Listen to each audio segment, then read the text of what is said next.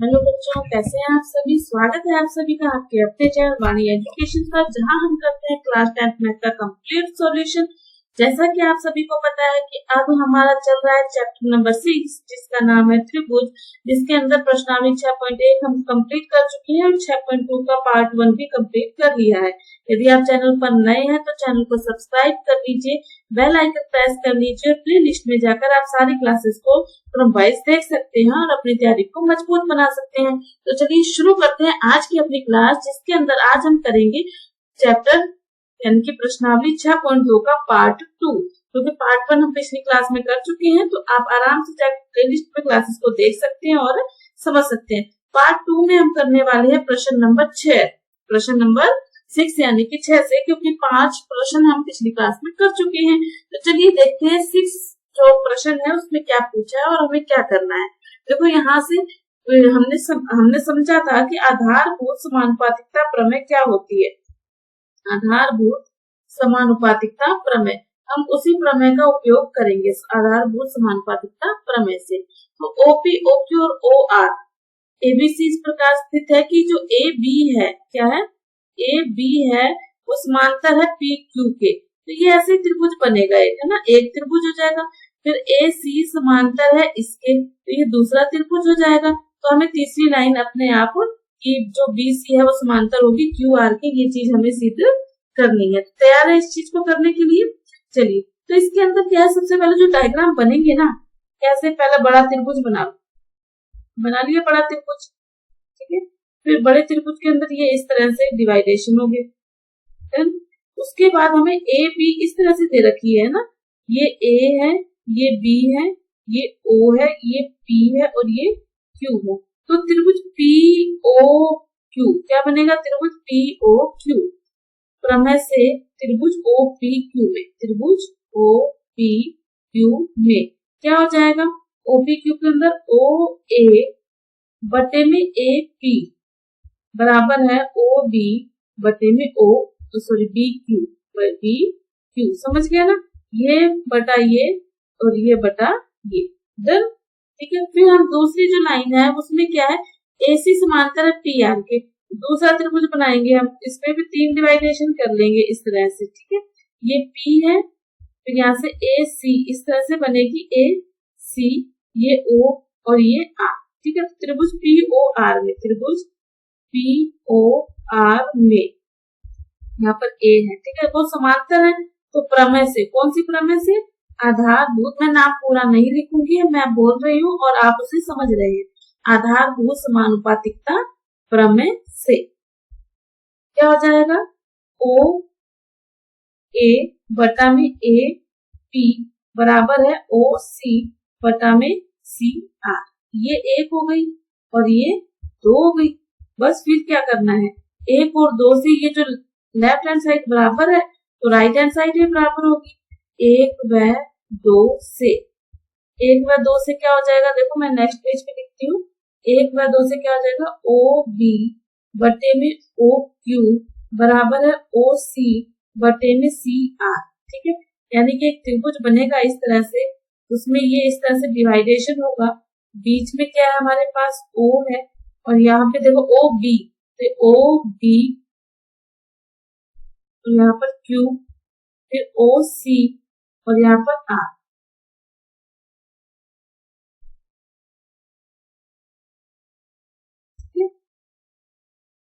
ओ B बटे में B Q है, तो बी है, ओ बी बटे में बी क्यू। तो अब ये इसके बराबर हो गया। अगर ये अनुपात बराबर है तो रेखाएं समांतर होती हैं आधारभूत समानुपातिकता प्रमेय से, आधारभूत समानुपातिकता प्रमेय के विलोम से, प्रमेय के विलोम से। उल्टा भी होता है, अगर समांतर हो तो अनुपात बराबर होते हैं, अगर अनुपात बराबर है तो समांतर होती है। तो ये जो बी सी रेखा बनेगी वो क्या होगी, बी सी समांतर हो जाएगी किसके, क्यू आर, ठीक है। बी सी समांतर किसके हो गई, क्यू आर की। कितना इजी है, डन। चलिए नेक्स्ट क्वेश्चन पर, चलिए नेक्स्ट क्वेश्चन देखते हैं। लेकिन उससे पहले यदि आपको क्लास अच्छी लग रही है तो लाइक करना मत भूलिए, यस करना मत भूलिए, कमेंट में यस जरूर कीजिएगा। और यदि आपको कुछ भी प्रॉब्लम लगती है, कुछ भी समझ में नहीं आ रहा है, तो कहीं कोई दिक्कत आ रही है तो कमेंट बॉक्स में लिख के मुझे जरूर बताइएगा। और हाँ, अपना नाम और जगह का नाम कमेंट बॉक्स में लिखना बिल्कुल भी मत भूलिएगा।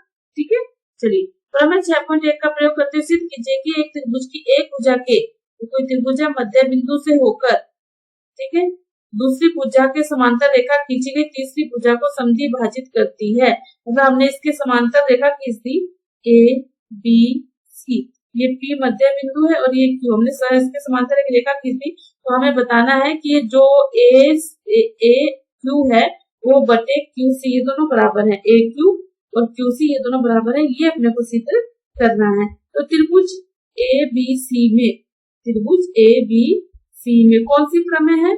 आधारभूत समानुपातिकता प्रमेय, आधारभूत समानुपातिकता प्रमेय से, ठीक है, क्या हो जाएगा? ए पी बटे में पी बी बराबर ए क्यू बटे में क्यू सी। ठीक है, अब ए पी बटे में पी बी एक आएगा, क्यों आएगा एक? क्योंकि वो कह रहा है कि ये मध्य बिंदु है, यानी कि ए पी बराबर है पी बी के, ये दोनों बराबर हैं। ठीक है, ये इसने हमें कहा हुआ है कि बीच का बिंदु है पी मध्य बिंदु है, मतलब ए पी और पी बी बराबर है, तो बराबर से बराबर करके एक आ जाएगा।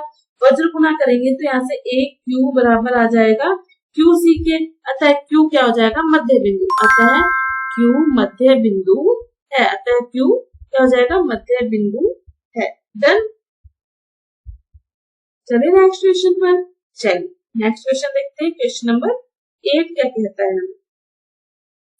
6.2 का प्रयोग करते हुए सिद्ध कीजिए कि त्रिभुज के किन्हीं दो भुजाओं, त्रिभुज बनाएंगे, त्रिभुज के किन्हीं दो भुजाओं को मिलाने वाली रेखा तीसरी भुजा के समांतर होती है। ये अपने को सिद्ध करना है कि ये समांतर है, तो वही थ्योरम है जिसको हमें सिद्ध करना है प्रमेय से। ठीक है, ये समांतर रेखा है। ठीक है, मध्य बिंदु है, सबसे पहले क्या है इसमें, क्या दिया हुआ? मध्य बिंदु, यानी कि जो ए पी है वो बराबर है पी बी के और ए क्यू है वो बराबर है क्यू सी के। ठीक है, तो यानी कि ए पी बटे में पी बी बराबर आधारभूत प्रमेय से ए क्यू बटे में क्यू सी बराबर किसके हो जाएगा? एक के। त्रिभुज ए बी सी में, त्रिभुज कौन सा? ए बी सी में जो प्रमेय है वो क्या है? ए पी बटे में पी बी बराबर ए क्यू बटे में क्यू सी, क्योंकि देखो इसका मान भी ये इसके बराबर है और ये इसके बराबर है, तो दोनों का अनुपात बराबर आ गया। दोनों का अनुपात बराबर है तो कौन सी प्रमेय? विलोम प्रमेय से, आधारभूत समानुपातिकता प्रमेय के विलोम से, प्रमेय के विलोम से। अब अनुपात बराबर है तो वो रेखाएं समांतर होगी। क्या होंगी? रेखाएं समांतर होंगी, यानी कि पी क्यू समांतर होगी बी सी के, पी क्यू समांतर आएगी बी सी के। बस लास्ट में आपको ये लिखना है। डन। चलिए नेक्स्ट क्वेश्चन देखिए। हाँ जी, ए बी सी डी एक समलंब है, तो हम एक समलंब बनाते हैं। ए बी सी डी इस तरह से एक क्या है? समलंब है। ठीक है, ए बी सी डी, इसके जो विकर्ण है वो ओ पर प्रतिच्छेद कर रहे हैं, इस तरह से यहाँ प्रतिच्छेद कर रहे हैं ओ पर। तो ए ओ और ओ बी बराबर है ओ सी और डी ओ बी, ये चीज है। ठीक है, तो इसमें हमें क्या करना है? एक रेखा यानी कि एक रचना करनी पड़ेगी। इस तरह से हम एक रेखा खींचेंगे जिसको नाम देंगे हम ई और एफ, इसको नाम देंगे ई और एफ। फिर यहाँ पर देखो तुम्हें दो त्रिभुज दिखाई देंगे, एक त्रिभुज ये वाला ले लेंगे हम, ठीक है, फिर दूसरा त्रिभुज उधर वाला ले लेंगे। ठीक है, दो त्रिभुज यानी कि इस तरह से दो त्रिभुज बनेंगे, ये ई ओ है ना, ये डी और ये सी, समझ रहे हो? ये वाला त्रिभुज दिख रहा है उसमें। फिर दूसरा त्रिभुज फिर बनेगा जिसके अंदर ये समांतर होगी ओ एफ। ठीक है, बी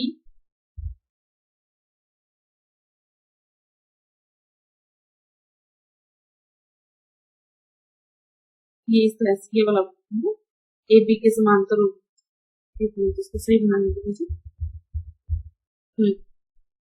दूसरा इस तरह से बनना है, यानी कि ए बी के समांतर आएगी ओ एफ और ये सी। ठीक है, एक त्रिभुज ये एक त्रिभुज ये, समझ रहे हो? तो दो त्रिभुज अगर अपने पास हो गए तो सबसे पहले हम लिखेंगे त्रिभुज ए डी सी में, किसमें? त्रिभुज ADC में कौन सी प्रमेय से? आधारभूत समानुपातिकता प्रमेय से। कौन सी प्रमेय से? आधारभूत समानुपातिकता प्रमेय से। क्या हो जाएगा? AE बटे में ED बराबर है AO बटे में OC। ये एक हो गया, ठीक है। इसी प्रकार दूसरा त्रिभुज लेंगे। इसी प्रकार कौन से त्रिभुज में? ABC में। त्रिभुज में ABD में। ABC भी ले सकते हैं हम, ABD भी ले सकते हैं, ठीक है। ABD ले लेते हैं क्योंकि यहाँ पर D है ना। दूसरा त्रिभुज ABD में, ये वाला दिख रहा है, ये वाला त्रिभुज है ना, ABD में। अब प्रमेय थ्योरम लगाओ, इसके अंदर क्या आएगी? AE बटे में ED बराबर में BO बटे में OD, ठीक है। ये हो गई दूसरी। अब इसमें देखो एक व दो से, एक व दो से, ये जो लेफ्ट हैंड साइड बराबर है तो राइट हैंड साइड भी बराबर होगी। AO बटे में OC बराबर में आ गया BO बटे में OD, ठीक है। अगर ये बराबर है तो ये तो हमें सिद्ध करना था कि ये बराबर है, बस वो दोनों बराबर हो गए, कोई दिक्कत नहीं है। डन। चल नेक्स्ट क्वेश्चन देखते हैं। एक समांतर चतुर्भुज के विकर्ण परस्पर O बिंदु को प्रतिच्छेद करते हैं, ये बराबर है, तो बताओ कि वो क्या होगा? समलंब चतुर्भुज होगा। तो उसका उल्टा है, उसका उल्टा है। तो हमने एक क्या बनाया? एक चतुर्भुज, समलंब चतुर्भुज जिसको दो भुजाएं समांतर होती है। अब ये क्या है? एक दूसरे को O बिंदु पर प्रतिच्छेद कर रहे हैं। ये A और ये B, ये D और ये C। ये कुछ क्वेश्चन ऐसे हैं जहाँ आपको याद रखना है कि इसके अंदर आपको एक रचना करनी पड़ेगी, ठीक है। तो त्रिभुज सबसे पहले हमने दिया त्रिभुज ABD। कौन सा? ABD। त्रिभुज ABD में जब हमने प्रमेय लगाई तो क्या बनी? AE बटे में ED बराबर में BO बटे में OD बन गई ये वाली थ्योरम, ठीक है। ये हो गया एक। परंतु हमें दिया है, कुछ तो दिया है। क्या दिया है अपने को? अपने को दिया है AO बटे में BO बराबर है CO बटे में DO। ये अपने को दिया हुआ है, ठीक है। अब समीकरण 1 और 2 से अगर हम इसको थोड़ा अगर ऐसा बनाना चाहें ना तो इसको इधर वज्र गुना कर लेते हैं। यहाँ पर क्या होगा? देखो AO बटे में CO आ जाएगा और यहाँ पे आ जाएगा BO बटे में DO, ठीक है। इसको 2 मान लेते हैं। अब 1 और 2 में जो राइट हैंड साइड तो दोनों में बराबर है, तो 1 व 2 से, 1 व 2 से क्या हो जाएगा? 1 और 2 से, 1 और 2 से AE बटे में ED बराबर है AO बटे में CO, ठीक है। या फिर OC भी लिख सकते हैं, ठीक है। अब ये दोनों बराबर हैं, ठीक है। इसका मतलब है कि यहाँ से हमारे पास EO समांतर आ जाएगी DC की। EO समांतर, ये जो EO है समांतर आ जाएगी DC की, ठीक है। लेकिन जो EO है वो AB के भी तो समांतर है। ये किसके समांतर है? AB के भी तो समांतर, मतलब ये इसके समांतर है और ये इसके समांतर है। इसका मतलब कि ये जो ABCD है वो समलंब चतुर्भुज है। इसका क्या मतलब निकलता है? ABCD समलंब चतुर्भुज है क्योंकि इसमें तीनों रेखाएं क्या आ गई? समांतर आ गई। डन। तो ये हमारी प्रश्नावली 6.2 थी जिसके अंदर सारे क्वेश्चन हमने कर लिए। पार्ट 2 में किया, पार्ट 1 में 5 क्वेश्चन और पार्ट 2 में नेक्स्ट 5 क्वेश्चन है, यानी कि 10 क्वेश्चन हम कर चुके हैं। 6.2 हमारी कंप्लीट हो गई है। तो आज की क्लास में इतना ही, मिलते हैं नेक्स्ट क्लास में। तब तक पढ़ते रहिए, खुश रहिए, लेकिन हाँ अपना नाम और जगह का नाम कमेंट में लिखना मत भूलिएगा। मिलते हैं नेक्स्ट क्लास में। Bye bye.